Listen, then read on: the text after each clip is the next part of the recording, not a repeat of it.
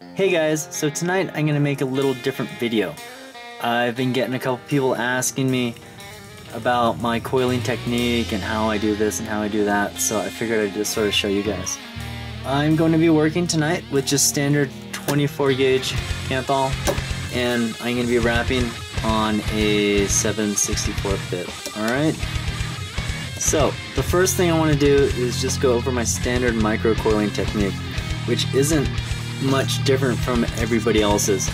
But what I do, it's a little different on my right hand. I see a lot of people, when they wrap, they do this. And it's, you know, small and tiny. If you guys go big, it's way the fuck easier. So, get your Canthal, line it up with your drill bit or whatever you're using, and sort of hold it sideways like that and then bend it down so it's at a 90-degree angle to the bit. Not a big deal. But what I do now, when I build it, I'll go big. I'll go real big. And what it does is it lets, it's easier. I'll sort of show you guys right now. I'm going to try and do this on camera. It's a little awkward, but here we go.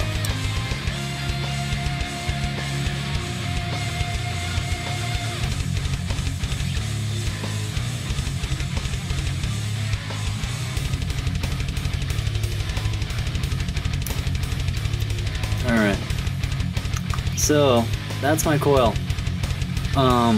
Didn't do anything special to it, except when I wrapped it, my fingers were, my hand was moving a whole bunch instead of being really close to the drill bit. So, big movements makes it a lot easier because you end up with a piece of coil that's pretty much ready to go. If I'm doing micros, I like to flame them, even though a lot of people are like, oh, you don't need to flame them anymore. I don't know if I just enjoy the process or if it makes a difference, but I always torch them up.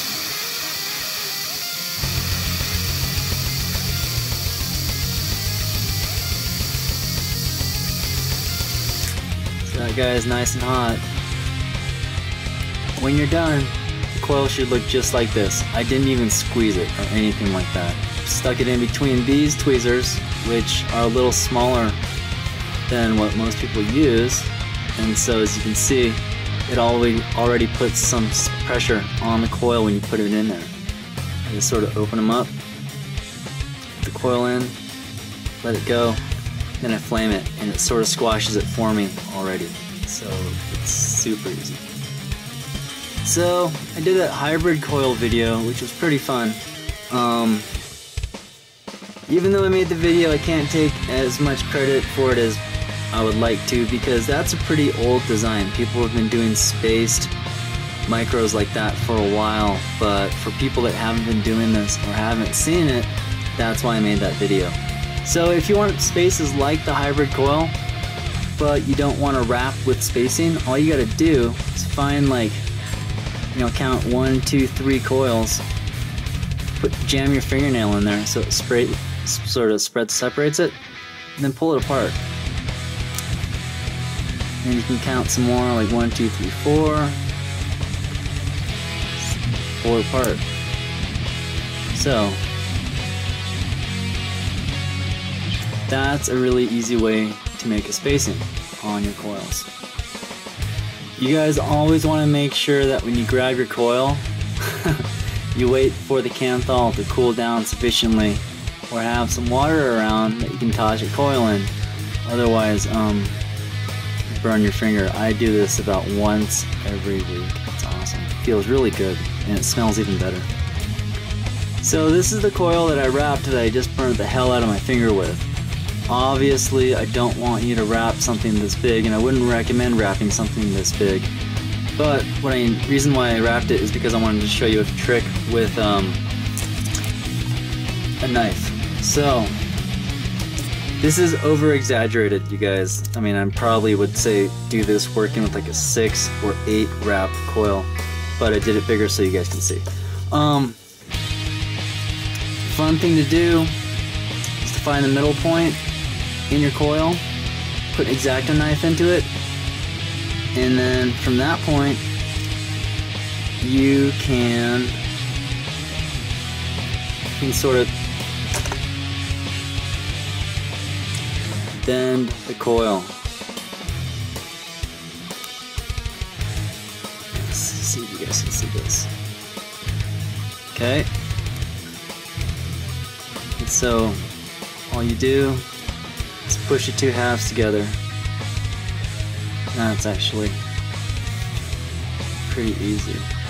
Now once you do that, nice way to set that, pliers, hold it together, get this thing, and you torch it again.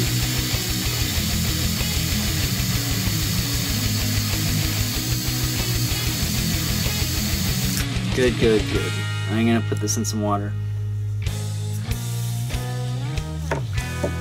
Alright, so double barrel or whatever you guys want to call it. But the thing that's cool is you don't have to stop there. What you can do, and I did this for that bus coil thing that I was sort of messing around with. Get your knife, stick it in here again, separate it, sort of bend it open again too.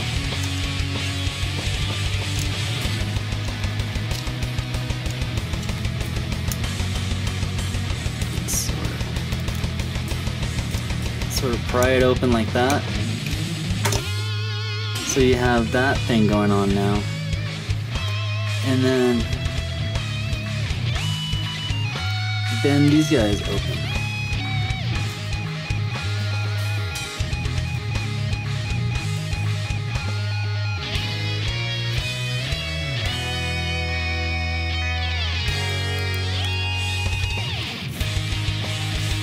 What up?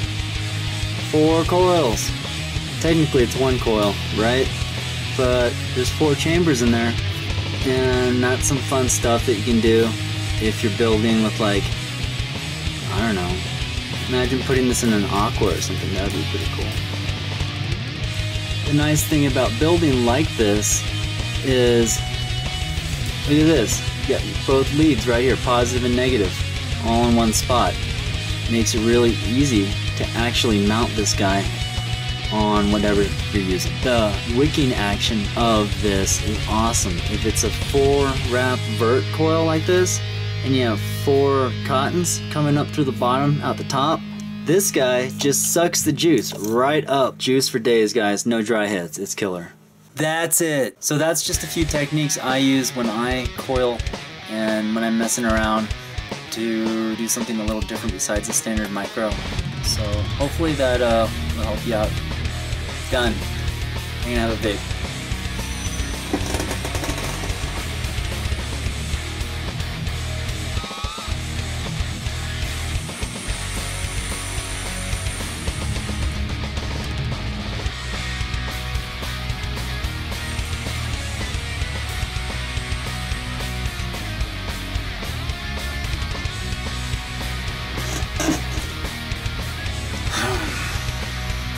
Hybrid coil.